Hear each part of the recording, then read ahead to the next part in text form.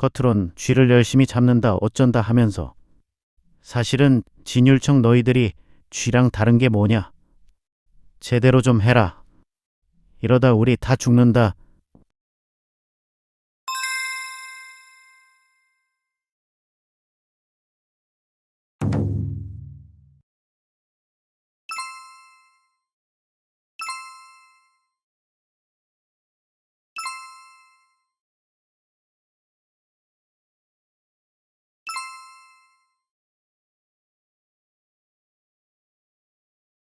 가엾은 굶주린 백성들아, 나라에서 진율미 준다는 소식 들었느냐? 처음 들었을 땐 곡식을 곱게 잘 찌어두고 창고도 잘 정비해 두었다고 하더라.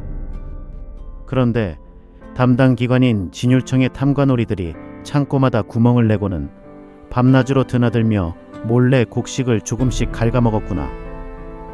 이번에 어렵게 사정사정해서 얻은 양식이란 게 껍데기뿐인 빈 곡식이었고 그것마저 헝겊에 싸서 내주더라. 곡식을 사고 파는 일을 맡은 계량 담당자들아, 너희마저 어찌 부정을 저지르느냐. 춘추시대 노나라의 기계제작명인인 공수자가 만들었다는 새 철제 되눈금으로 곡식을 재개했는데 몰래 속을 바꿔치게 하고 공적인 일을 이용해 제 배만 채운다지? 엊그제까지만 해도 관대하게 베풀겠다고 하더니 지금은 간사하고 탐욕스러우며 옹졸해졌다.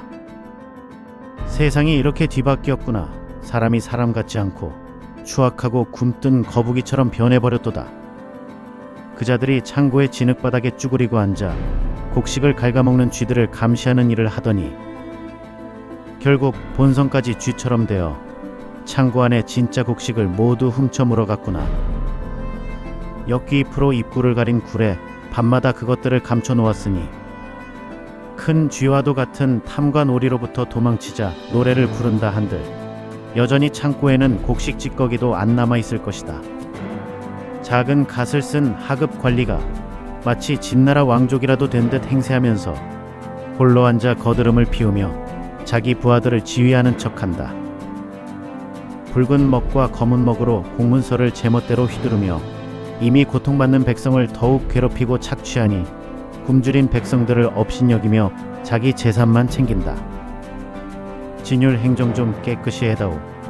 이름만 있고 실제는 없는 제도가 되어버렸구나. 진율 관리의 기나긴 창자만 굽이굽이 채우니 굶주린 백성들아, 너희는 죽을 수밖에 없구나. 모든 일이 해마다 백성을 죽이는 세상이다. 이런 세상이니 이제 더는 바랄 것도 없도다. 그래도 4월에 남풍이 불어오는 걸 보면서 보리가 누렇게 익을 거라 믿었는데 황모라는 병이 생겨 보리 이삭이 모두 썩어버렸으니 세월이 허망하구나. 또다시 보리가 흉년이로다. 홍수로 물은 더 깊어지고 가뭄으로 열기는 더 심해진다.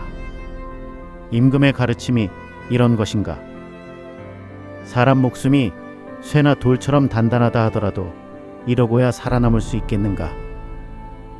묻노라 관리들아, 지금 이게 어느 때라고 생각하느냐? 이자살을 다 냈는데도 아직 갚아야 할 세금이 남아있다고 더 받으려고 하느냐? 아무리 정기적으로 호적을 정리하는 해라 해도 새로 만든 호적을 들먹이며 또 세금을 매기다니 한심하구나.